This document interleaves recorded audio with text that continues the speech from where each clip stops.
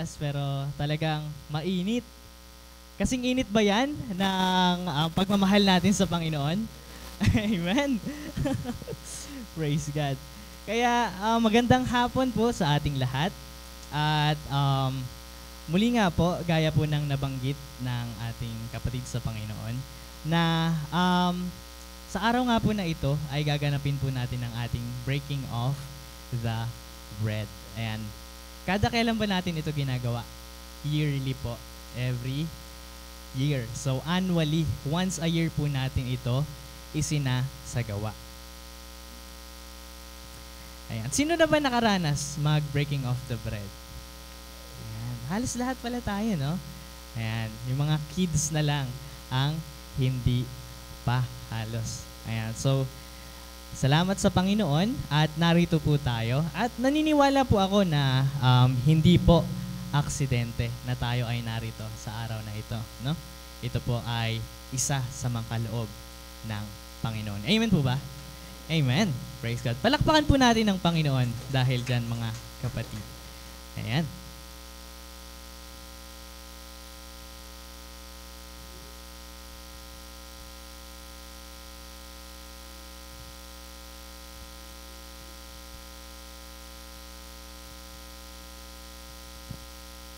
Praise God.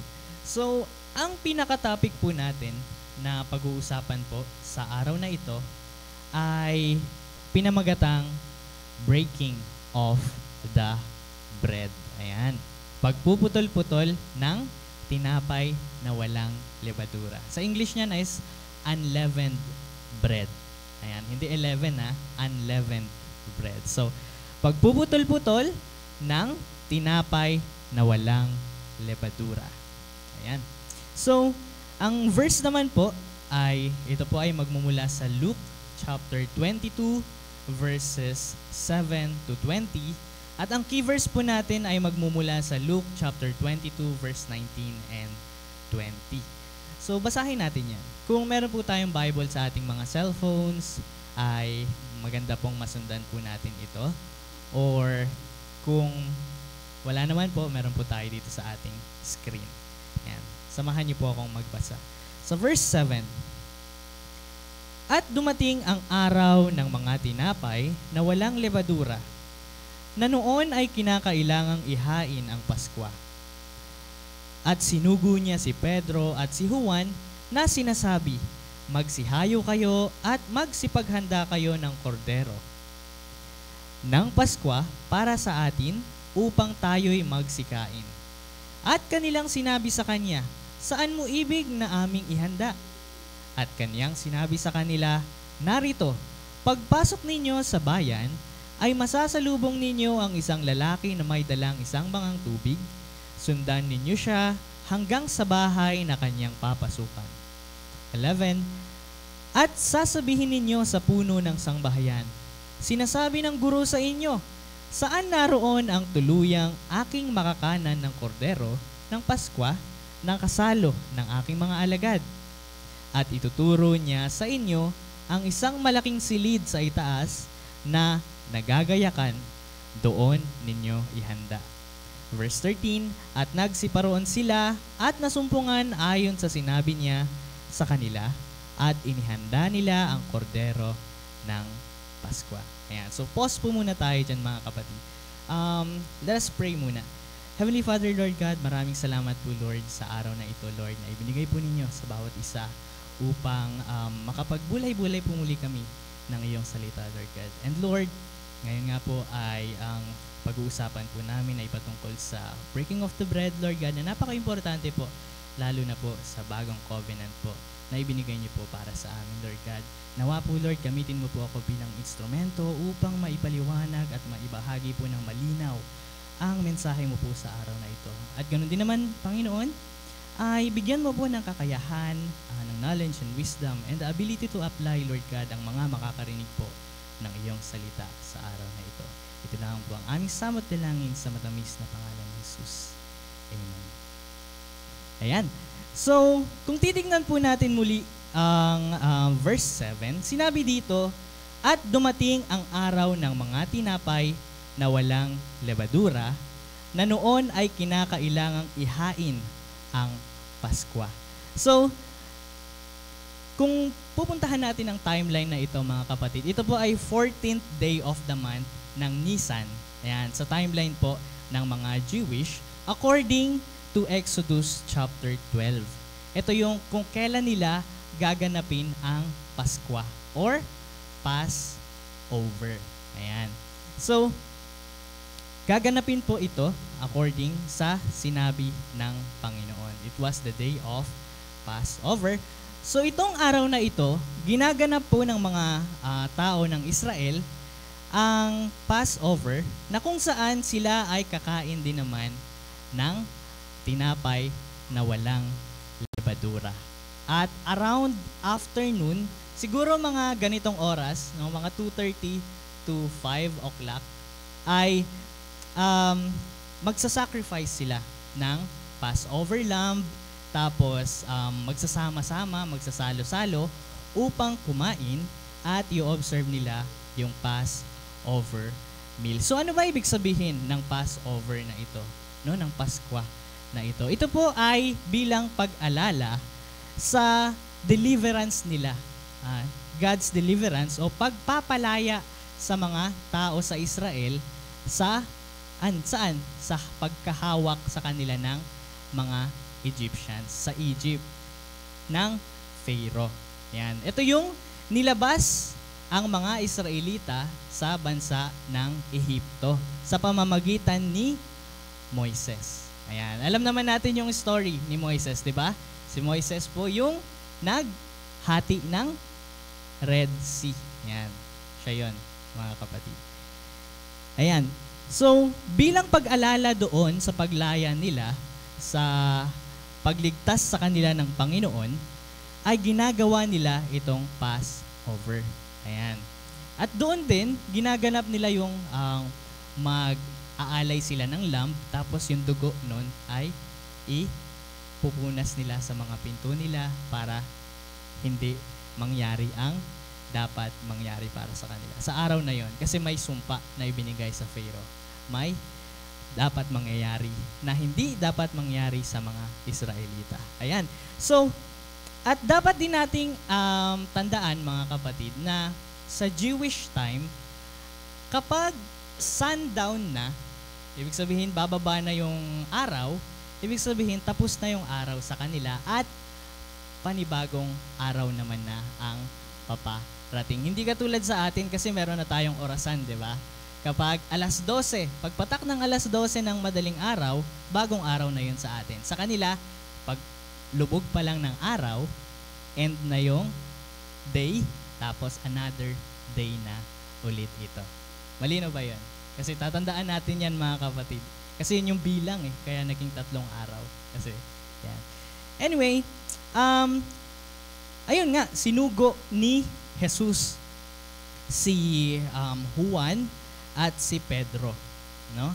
Na mag-prepare daw sila para sa kanilang gaganapin na Passover. Ito nga, sa 7, at dumating ang araw ng tinapay na walang lebadura, na noon ay kinakailangang ihain ang Paskwa, at sinugo niya si Pedro at si Juan na sinasabi, magsihayo kayo at magsipaghanda kayo ng kordero ng Paskwa para sa atin upang tayo'y magsikain. Ayan. Pero, napatanong si Juan at si Pedro. Kasi wala namang bahay si Jesus kasi usually may lugar na paggaganapan ito, which is sa bahay, di ba? Pero wala namang bahay si Jesus. Kaya ang sabi niya ay sa verse 9, at kanilang sinabi sa kanya, saan mo ibig na aming ihanda? At kaniyang sinabi sa kanila, narito, pagpasok ninyo sa bayan, ay masasalubong ninyo ang isang lalaki na may dalang isang bangang tubig. Di ba? Ayan, isang bangang tubig. Parang, ang hirap naman hanapin. Imagine, bayan, tapos may mga hawak na bangang tubig. Parang maraming possible na makita. No? Pero, alalahan natin, sa panahon po na yun, usually ang mga may bit-bit na banga ng tubig ay mga kababaihan. Ayan. So, napaka-uncommon na makakita ng lalaki na may bitbit na banga ng tubig. Kaya, sabi ng Panginoong Jesus, sundan nyo yun hanggang sa bahay na papasukan niya, papasok din sila doon. Trespassing. No? Lagot. Pero hindi, mga kapatid. So, ang sabi sa kanila, ay sundan daw nila ito. Ayan, sa verse 10. At sinabi sa kanila, narito pagpasok ninyo sa bayan ay masasalubong ninyo ang isang lalaki na may dalang isang bangang tubig. Sundan ninyo siya hanggang sa bahay na kanyang papasukan at sasabihin ninyo sa punong bahayan. Sinasabi ng guro sa iyo, saan naroon ang tuluyang aking makakanan ng kordero ng Paskwa na kasalo ng aking mga alagad? Ayan. So, yun daw. At ginanap nga rin ni Juan at ni Pedro ang paghahanap ng kanilang pagdadausan ng Paskwa. Ayan. At itinuro niya sa inyo ang isang malaking silid sa itaas na nagagayakan doon ninyo ihanda.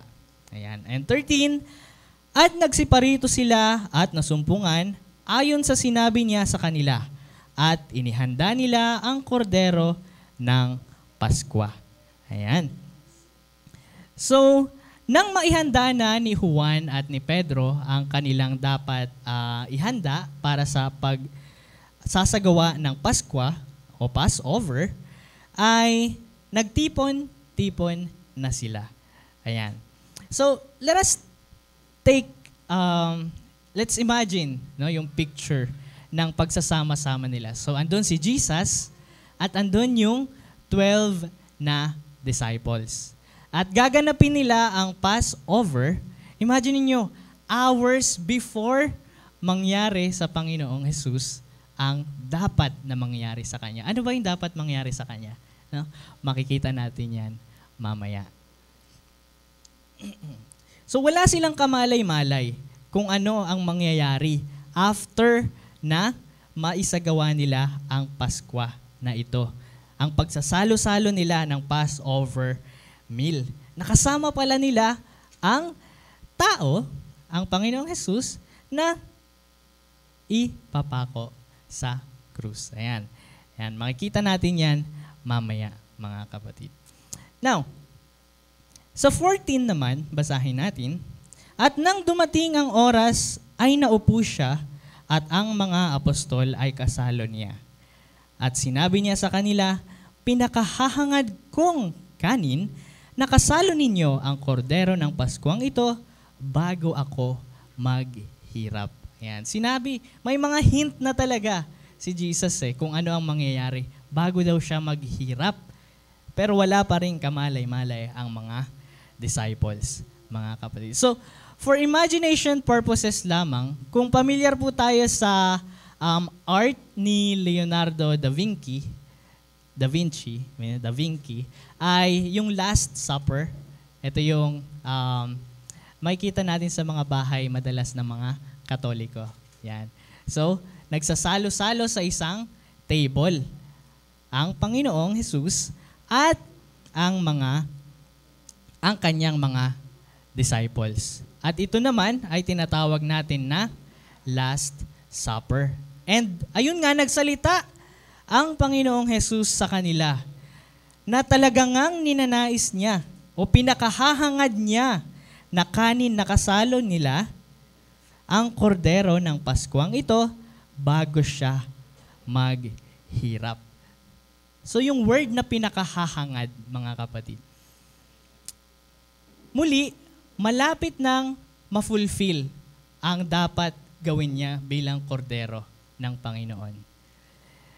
Ito na yung pinakahahangad niyang oras upang, kumbaga, i-connect yung mga dots para sa mga disciples. Ito yung time na ibibigay na ng Panginoong Jesus ang mga dapat nilang maalaman. Kung ano yung nangyari noon, mga nangyari that time, at mangyayari pa. Ayan. So pag-uusapan nila yan lahat sa oras na yon, mga kapatid. And to bring it all together, at sinabi sa 17,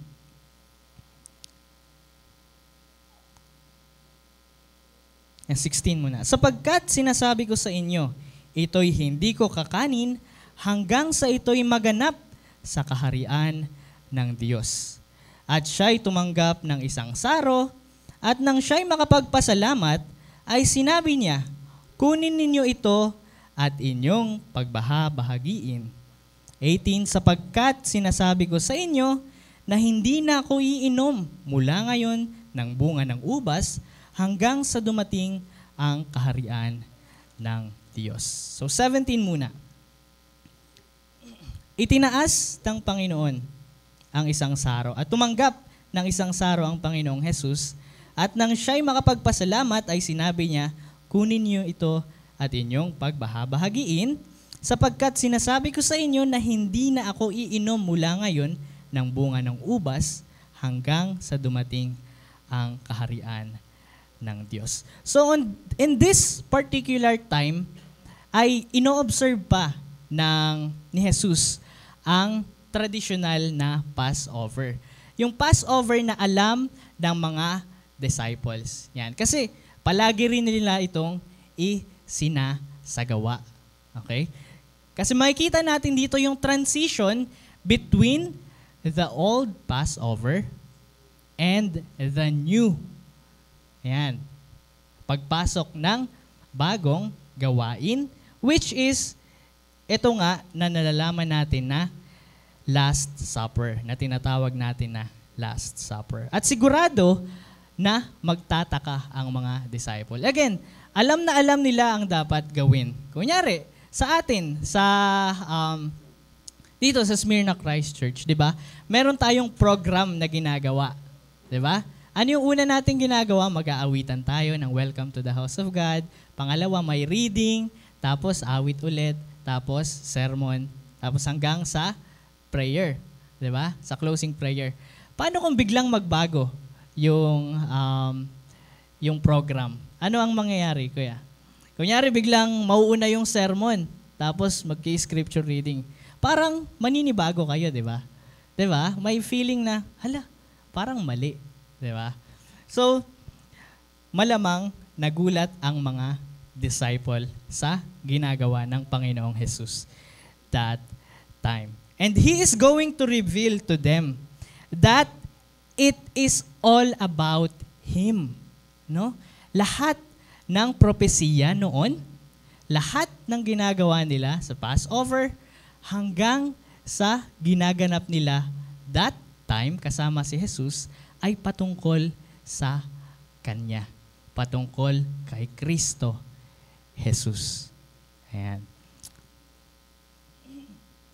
Pero again, at this point, sa verse 17, ay isinasagawa pa rin niya ang tradisyonal na Passover for the last time. Kasi nga sabi sa verse 18, sapagkat sinasabi ko sa inyo na hindi na ako iinom mula ngayon ng bunga ng ubas hanggang sa dumating ang kaharian ng Diyos. And He is basically saying na muli niya lamang itong gagawin kapag na-fulfill na ang dapat mangyari. Maisaganap na ang dapat maisaganap, which is the marriage supper of the Lamb. Ayan. So marriage supper of the Lamb ay mababasa natin. Mare-reference natin ito sa Revelation.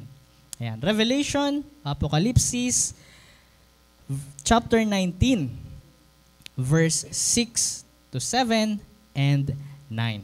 Ito yung sinasabi na until ma-fulfill ito, ay hindi iinom ng bunga ng ubas ang Panginoong Jesus.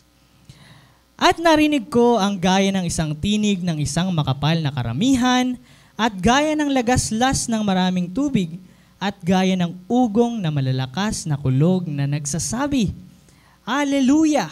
Sapagkat naghahari ang Panginoong ating Diyos na makapangyarihan sa lahat. Tayo'y mga galak at tayo'y mga agsayang mainam, at siya'y ating luwalhatiin sapagkat dumating ang pagkakasal ng kordero at ang kanyang asawa ay nahahanda na. At sinabi niya sa akin, isulat mo, mapapalad ang mga inanyayahan sa paghapon sa kasalan ng kordero.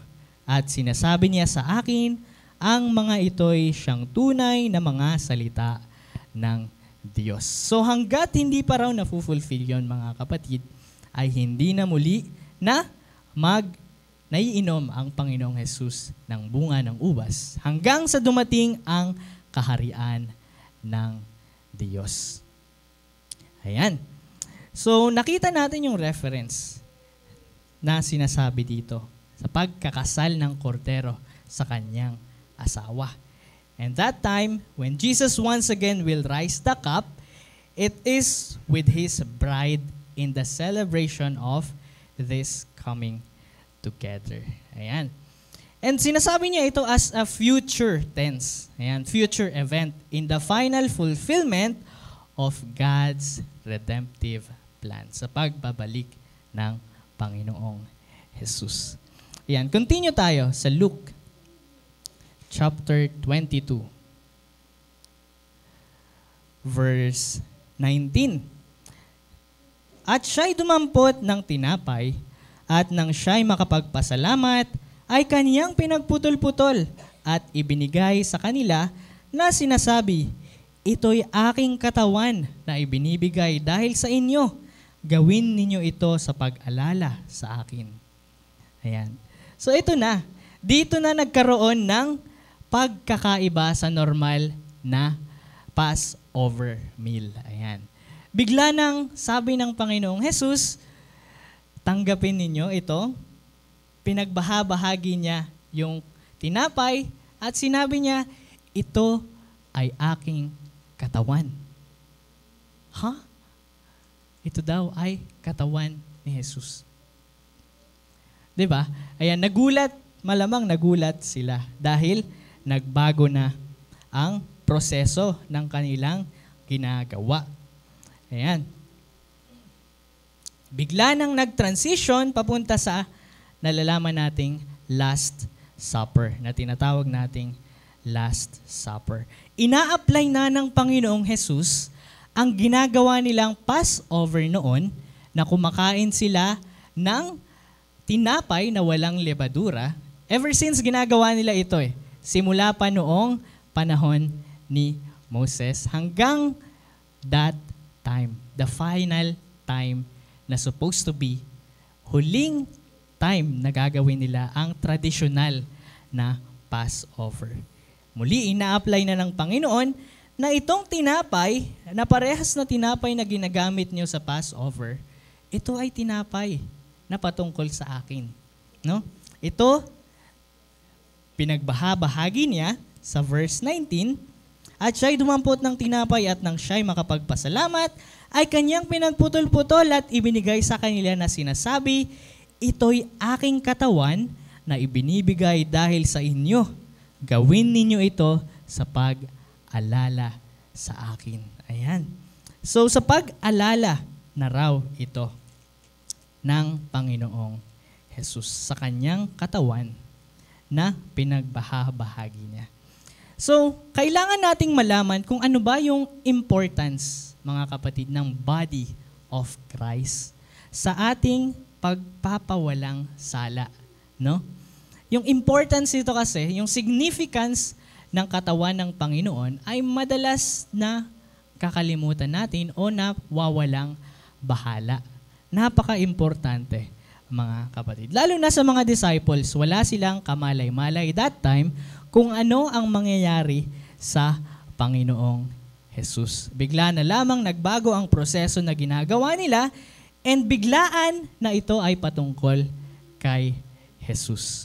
Ayan, nasabi niya, pinagputol-putol at sinabi niya, ito ang aking katawan. Gawin ninyo ito bilang pag-alala sa akin. Pero, syempre, pagdating ng panahon, mga kapatid, ay malalaman din nila ang importansya ng kanilang isinasagawa na Passover or the Last Supper, mga kapatid, o Paskwa. Na gaya na lamang kay Peter.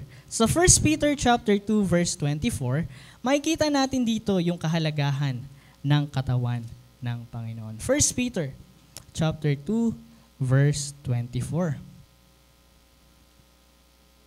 Na sinasabi na siya rin ang nagdala ng ating mga kasalanan sa kanyang katawan sa ibabaw ng kahoy sa krus, mga kapatid. Sa ibabaw ng kahoy, upang pagkamatay natin sa mga kasalanan ay mga bubuhay tayo sa katuwiran, na dahil sa kanyang mga sugat ay nagsigaling kayo. Ayan. So makikita natin na dahil sa nangyari sa Panginoong Jesus that time, ang mga kasalanan natin ay,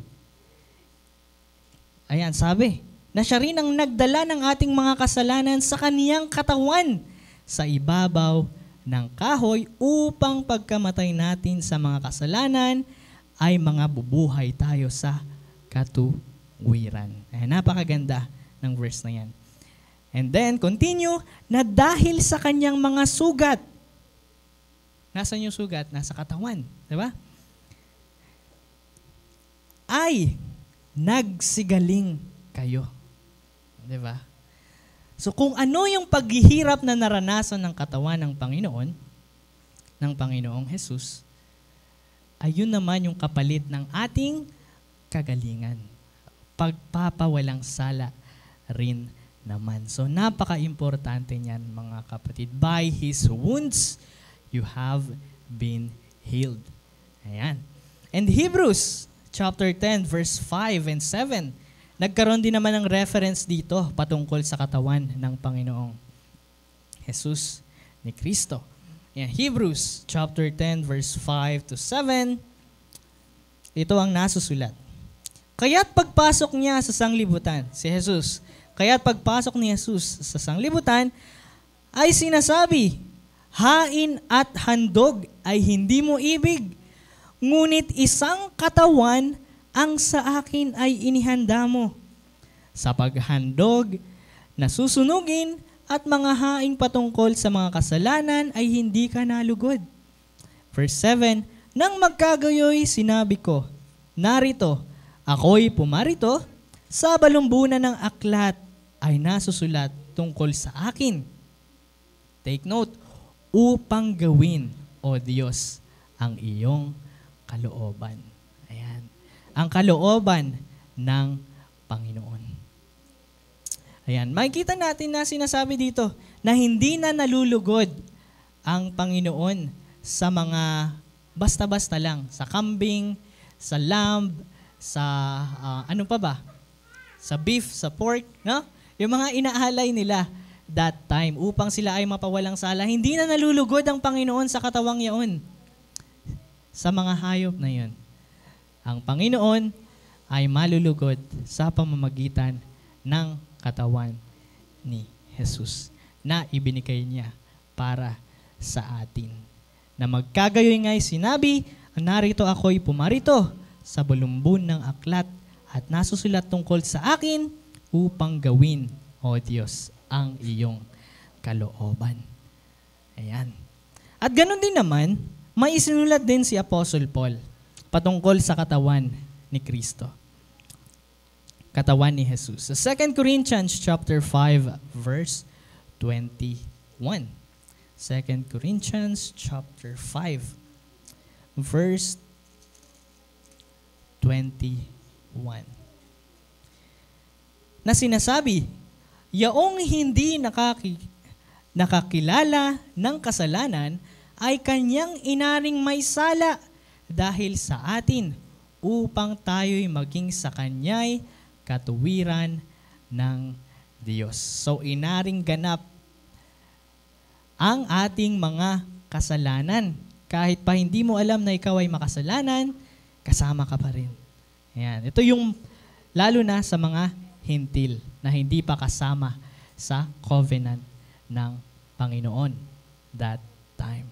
Ayan. So napaka-importante ng katawan ng Panginoon sa proseso na kanilang iginagawa. So huwag nating kalimutan ang significance ng katawan ng Panginoon na ibinigay niya para sa ating pagkaligtas. Amen po ba? Huwag nating kalimutan yan, mga kapatid. And verse 20, continue. Yan, di ba? After niya dumampot ng tinapay, pinagbahabahagi niya, sabi niya, ito ay aking katawan na ibinibigay dahil sa inyo. Gawin ninyo ito sa pag-alala sa akin. And then verse 20, gayon din naman, ang saro, ayan, ang saro, pag sinabing saro, ito po yung cup, no? Cup sa English. Pagkatapos na magkahapon na sinasabi, ang sarong ito'y ang bagong tipan sa aking dugo na nabubuhos ng dahil sa inyo. Take note, ang bagong tipan. New covenant, mga kapatid. And good news, I'm very happy na sabihin ito sa inyo, we are already under the new covenant, mga kapatid. Hindi tayo sa old covenant, bagkus tayo ay nasa new covenant. Napakaganda ng new covenant, mga kapatid. Dahil tayong mga hintil ay nasama na rin sa ibinigay na kaligtasan ng Panginoong. Ayan. So, muli nga, ang old covenant ay tinatawag na Mosaic covenant. Ito yung covenant na isinagawa o ibinigay ng Panginoon sa mga Israelita nang sila ay iligtas ni Moses, nang sila ay iligtas ng Panginoon sa pamamagitan ni Moses, ayan, mas malinaw, upang ilabas sila sa paghihirap sa Egypt. Ayan, kasi ginagamit sila bilang mga slave, 'di ba? Pinapahirapan sila. At tapos na 'yon, mga kapatid. Dahil ang new covenant sinisimbolize na ito ng Panginoon sa verse 20. Na pagkatapos na magkahapon na sinabi, ang sarong ito'y ang bagong tipan sa aking dugo na nabubuhos ng dahil sa inyo. And emphasize lang natin yung dugo naman. Kasi kanina katawan. Ngayon naman, emphasize natin yung dugo. No? Nasabi nga, ang sarong ito'y ang bagong tipan sa aking dugo na nabubuhos ng dahil sa atin, ng dahil sa inyo, sabi sa Bible. No? Napaka-importante rin naman ng dugo, mga kapatid, pagdating sa mga covenants all throughout the course of the Bible. Kasi even sa Old Covenant, mayroon din dugo na ibinuhos. Hebrews chapter 9 verse 18 to 20.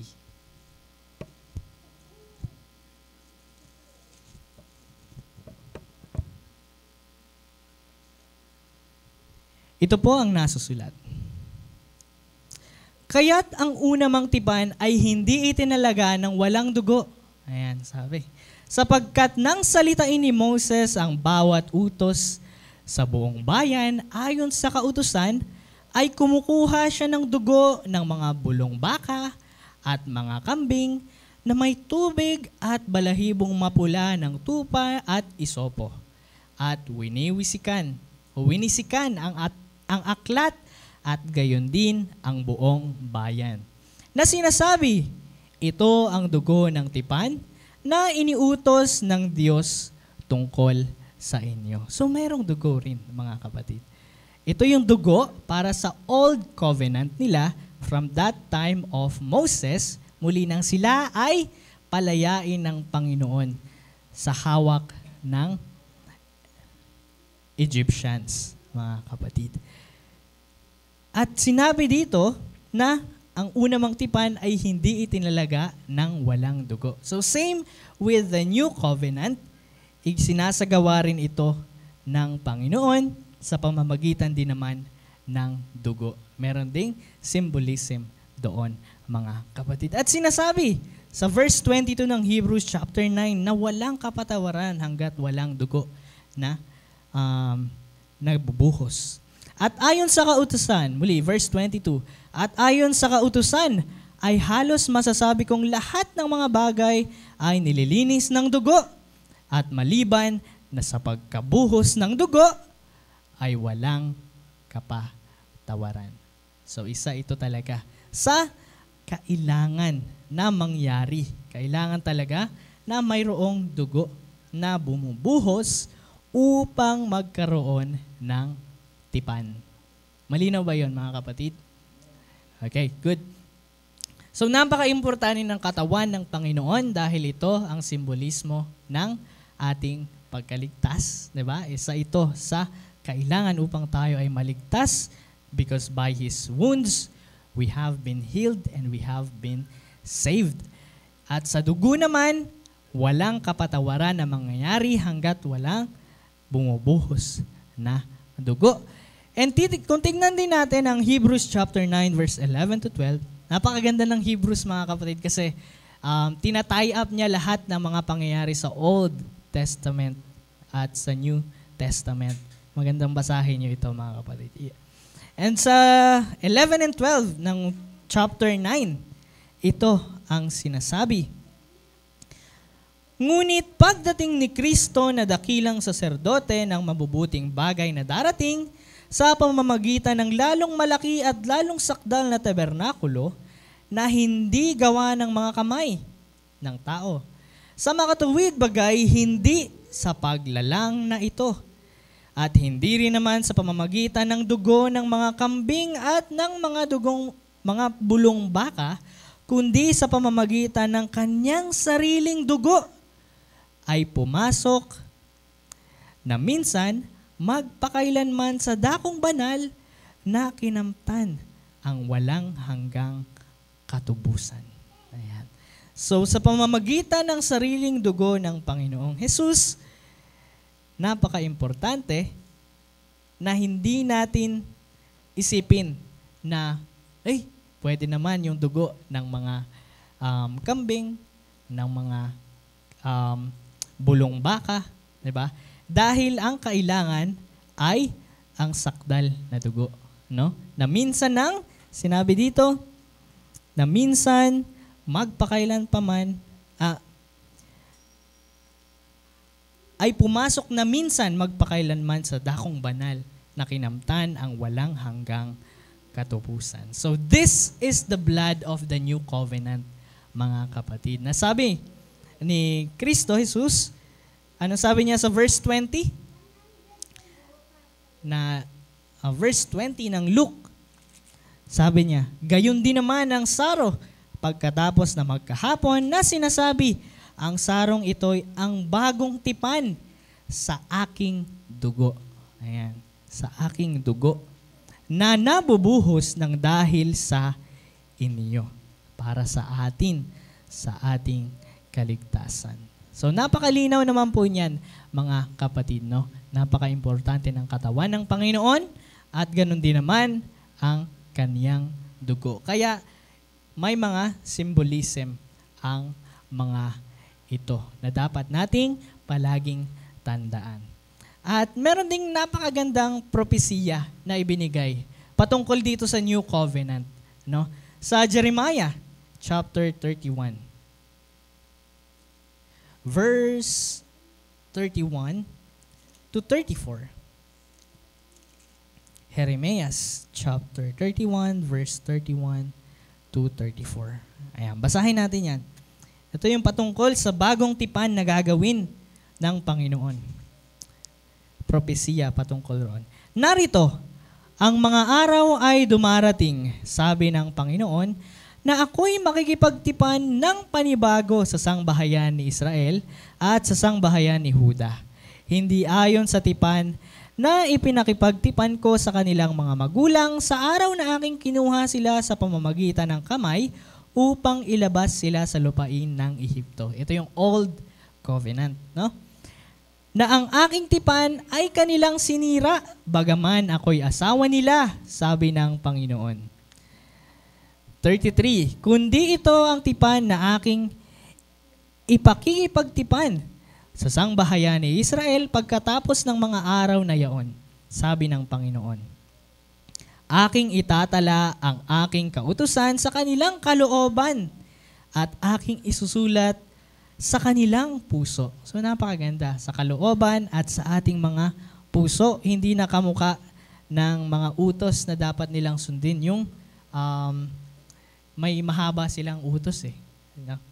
Ayan. Patuloy.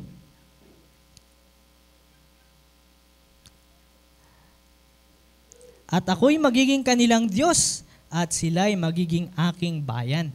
At hindi na magtuturo bawat isa sa kanila sa kaniyang kapwa at bawat tao sa kanyang kapatid na magsasabi, iyong kilalanin ng Panginoon sapagkat makikilala nilang lahat ako mula sa kaliit-liitan sa kanilang hanggang sa kadakidakilaan sa kanila.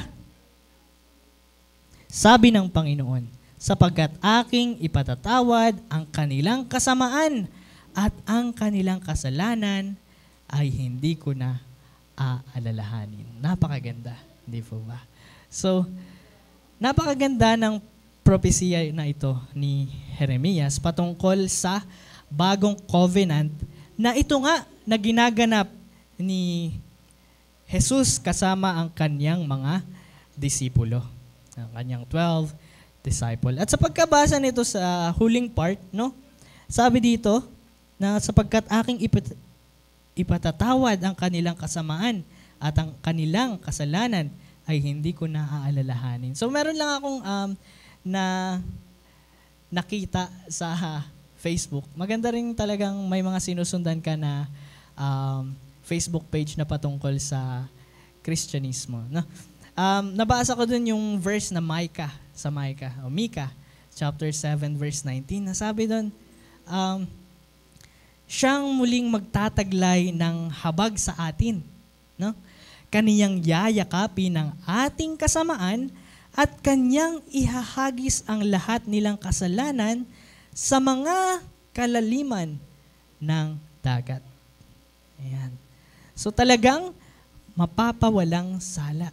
So tayo, bilang pinatawad naman, wag na tayong mag-fishing, no? Sa dagat kung saan itinapon ang ating mga kasalanan. At wag tayong mag-swimming doon, mga kapatid. Kasi yun ang gusto ng kalaban. Gusto niya na tayo ay magpabalik-balik sa ating kasalanan.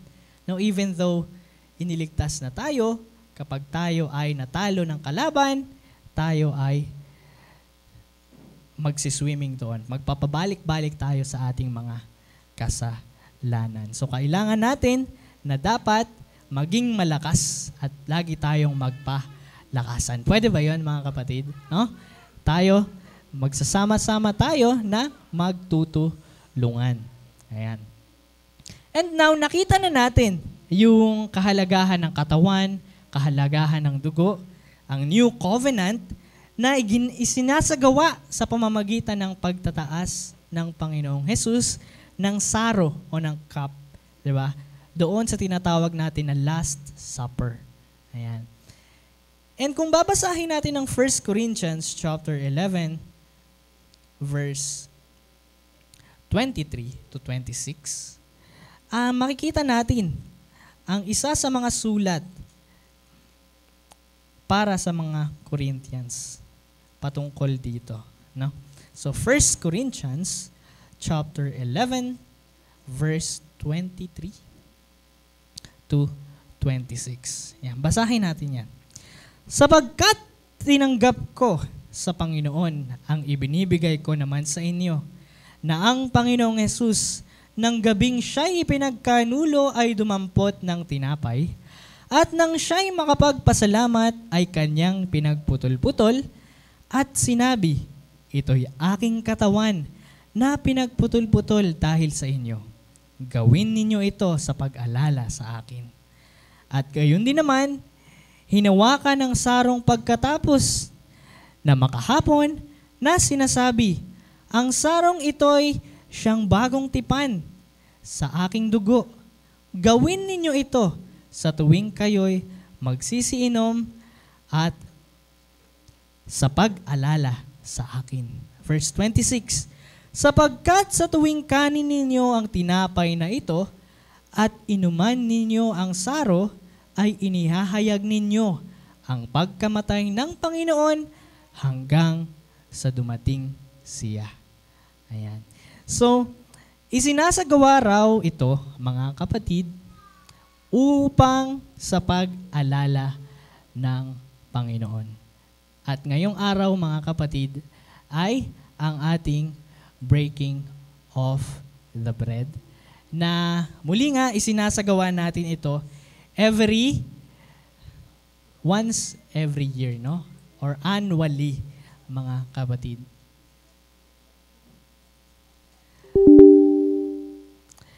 Ayan. So, ngayong araw, isasagawa rin naman natin ito. Magkakaroon po tayo ng tinatawag na breaking of the bread, mga kapatid. At isinasagawa natin ito muli sa pag-alala ng pagkamatay ng Panginoong Jesus. Sa pag-alala sa Kanya. Sabi niya, in remembrance of me. No? Sa iba, mga kapatid, isinasagawa nila ito araw-araw. Actually, oras-oras nga sa iba eh. Oras-oras, araw-araw, every month, every 3 months, or katulad sa atin na every year. So, wala pong problema doon, mga kapatid, no? Pwede po natin itong gawin any time, pero sa atin, pinili natin na gawin ito every year. So, wag po natin silang ikundina. Tayo po, gagawin natin ito sa araw na ito, April 9 of 2023. Kaya ihanda po natin ang ating mga sarili, mga kapatid, upang isagawa po natin ang pagpuputol-putol ng tinapay.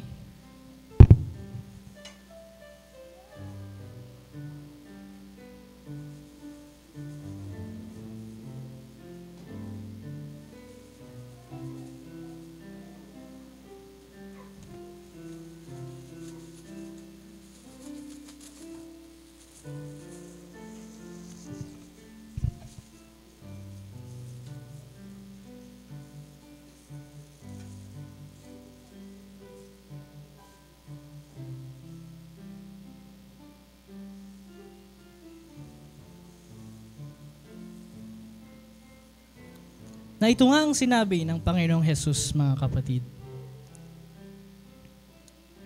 At siya'y dumampot ng tinapay at nang siya'y makapagpasalamat, ay kaniyang pinagputol-putol.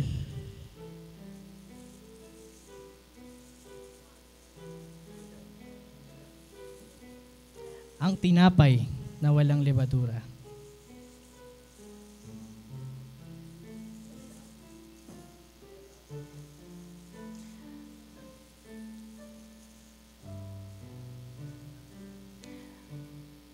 At ibinigay sa kanila na sinasabi, ito'y aking katawan na ibinibigay dahil sa inyo. Gawin ninyo ito sa pag-alala sa akin.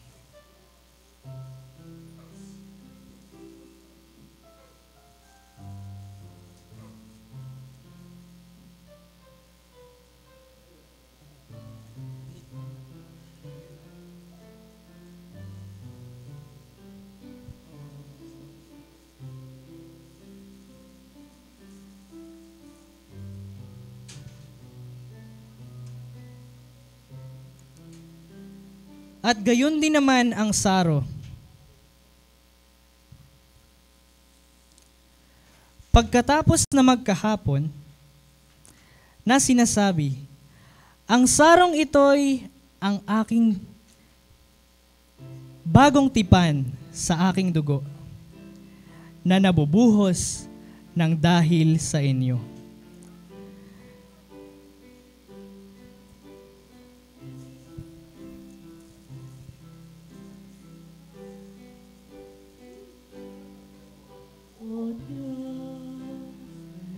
Kaya sama-sama nating isagawa ito, mga kapatid, bilang pag-alala sa pagkamatay ng Panginoon sa pamamagitan ng kanyang katawan at kanyang dugo, tayo ay iniligtas niya.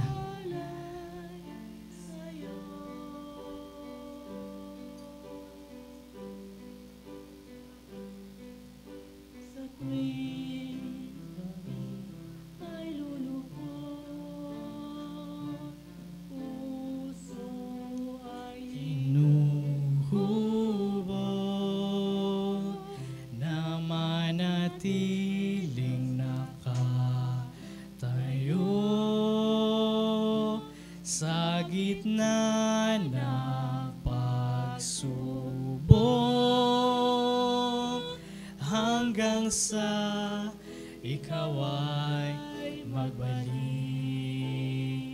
nang masilayan ang iyong wangis.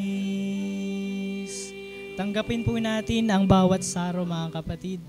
At sabay-sabay po natin kakainin ang katawan at iinumin ang saro.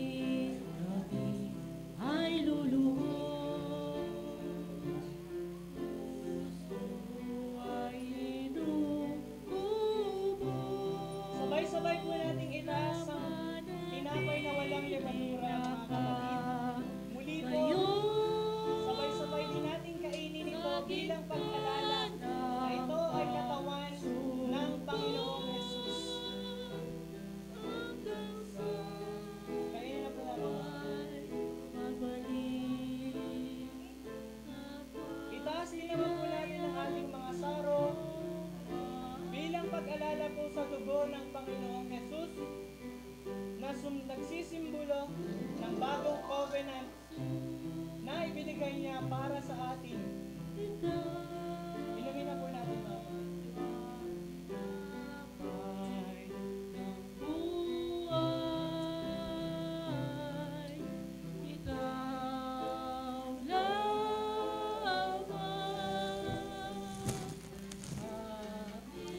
Amen. Muli po, mga kapatid, palakpakan natin ang Panginoon bilang isang pasasalamat sa bagong tipan na ibinigay niya sa atin. At palagi rin naman natin siyang inaalala every day. Sa bawat tayo ay nakakaranas ng hirap, sa bawat oras na tayo ay nakakaranas ng blessing, sa bawat araw na hindi natin alam kung ano ang gagawin, andyan palagi ang Panginoon. At ito ay bilang pag-alala sa Kanya, sa Kanyang sakripisyo, sa pamamagitan ng Kanyang katawan, sa Kanyang dugo, sa bagong covenant para sa atin. Praise God. Hallelujah. Palakpakan natin ang Panginoon, mga kapatid. Praise God. Amen. Ayan. Praise God. Hallelujah. Maraming salamat, Panginoon.